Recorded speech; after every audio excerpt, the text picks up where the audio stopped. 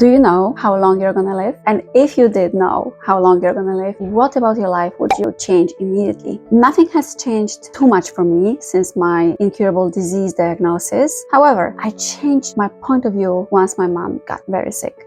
All her life, she was working really hard till she was almost 70. So last year, she decided to retire and go back to Poland and spend time with her two sisters and my sister and live and enjoy her beautiful apartment on the 4th floor in our family town. After a few months of being in Poland, she came here to visit us, and during a routine cardiologist visit, it turned out that she has an incurable heart-lung disease called pulmonary hypertension. Very dangerous and very serious. And right now, she is not allowed to go back to Poland to enjoy her life there because number one, she is limited with how many flights per year she can take, if at all. And then she's not allowed or able to walk up 4 flights of stairs in her apartment building where she lives in, where actually there is no elevator. And although my heart breaks for her because I know she really wanted to make her dreams reality by going back to Poland, retiring there and spending her time there. However,